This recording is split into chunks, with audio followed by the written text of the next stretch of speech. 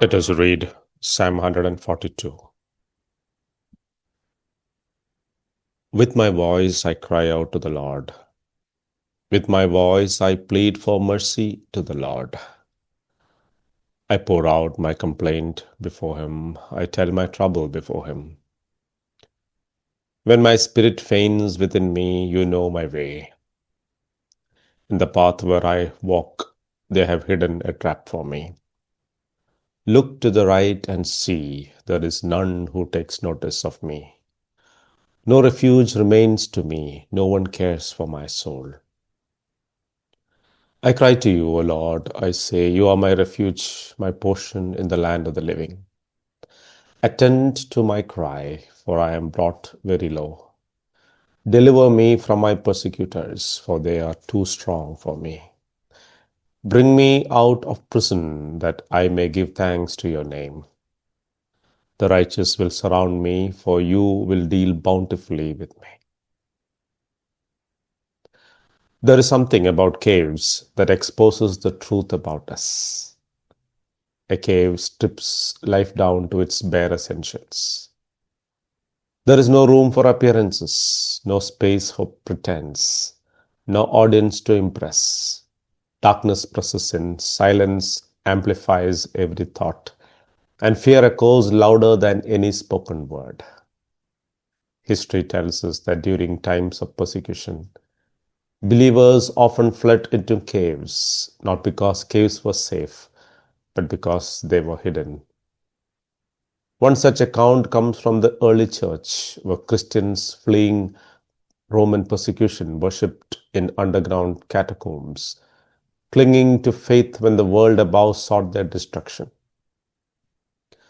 Those places of isolation became sanctuaries, not because of the walls that surrounded them, but because of the God who met them there.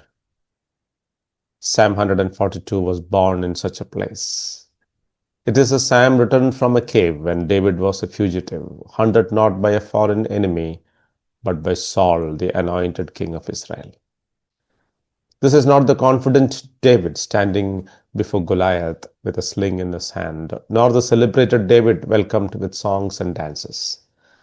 This is David the outlaw, David the misunderstood, David the man whose very life is under constant threat.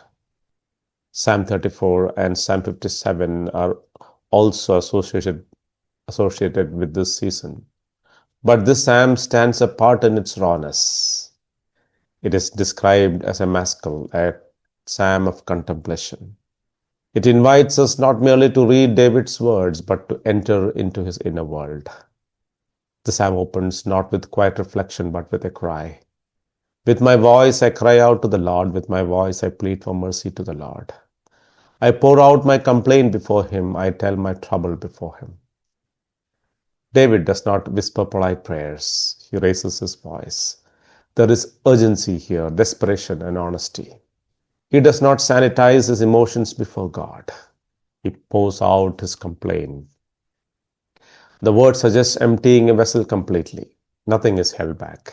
The injustice, the fear, the confusion, and the pain of being hunted by someone who once promised to protect him, all of it is laid before the Lord. David understands something deeply spiritual and profoundly practical. God is not offended by honest prayer.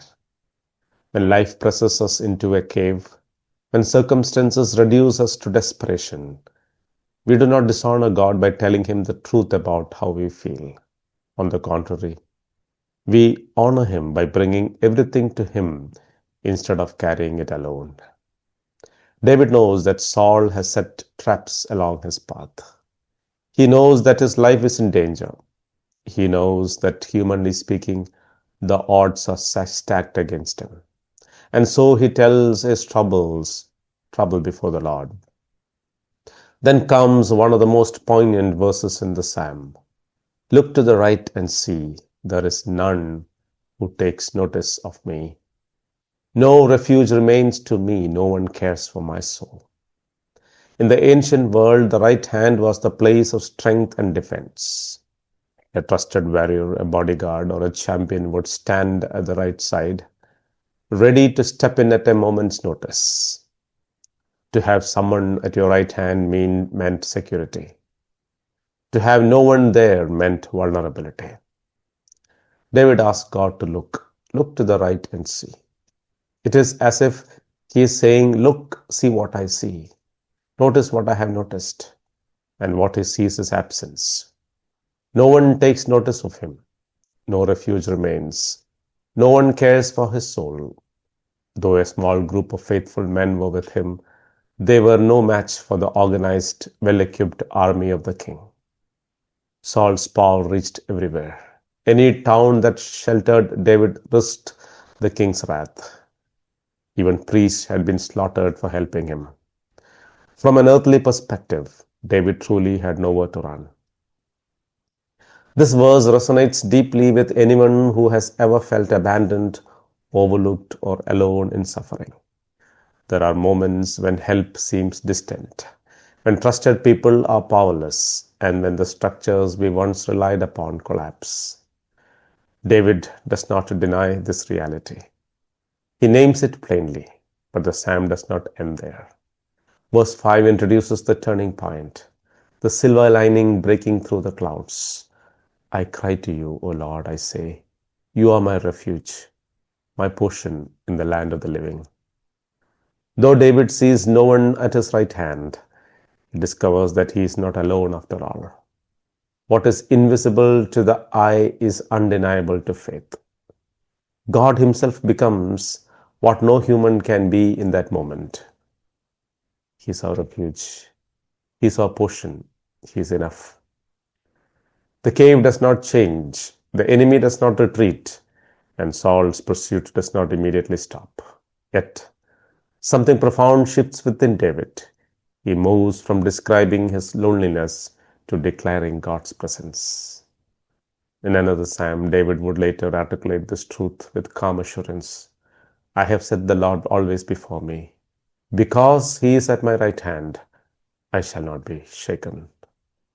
What he confesses in Psalm 16, he learns experientially in Psalm 142.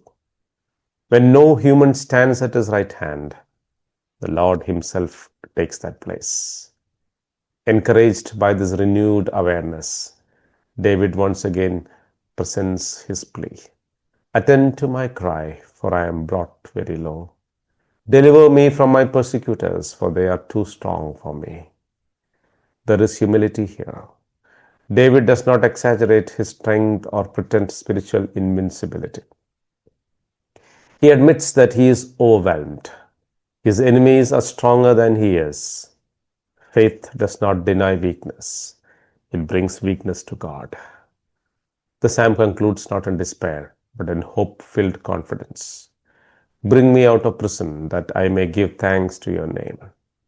The righteous will surround me, for you will deal bountifully with me. Though David is literally confined to a cave and figuratively imprisoned by fear and danger, he looks beyond the present moment. He believes deliverance will come. He envisions a future where thanksgiving replaces fear, where righteousness surrounds him instead of enemies, where God's goodness is publicly displayed. This is not naive optimism. It is confidence rooted in God's promises. David is sure that God will fulfill what he has spoken concerning him. Even when circumstances contradict the promise, David clings to the character of the one who made it. This psalm teaches us to look beyond what our eyes can see. There are seasons when, like David, we look to our right and find no visible support. Friends may be unable to help. Resources may be exhausted, and doors may close one after another.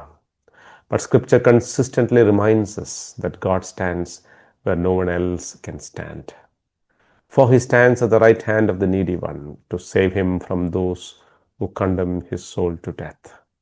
And again, nevertheless, I am continually with you. You hold my right hand. This is the quiet confidence of a believer. God's hand may be invisible, but he is never inactive. In our darkest hours, when the cave feels suffocating and the silence unbearable, his presence is closer than we realize. He's not merely watching from a distance. He's standing at our right hand. The practical call of this psalm is simple yet profound. When you find yourself in a cave season, misunderstood, isolated, fearful, or overwhelmed, do what David did. Cry out honestly. Pour out your complaint. Name your fear. But do not stop there. Choose to declare who God is to you. Let Him be your refuge when there is no safe place, your portion when everything else is stripped away, and your strength when enemies are too strong for you. Learn to trust the invisible hand that holds you. Refuse to measure God's nearness by human presence alone. And even before deliverance comes, cultivate thanksgiving, confident that the God who has begun a good work in you will carry it to completion until the day of Jesus Christ. God bless.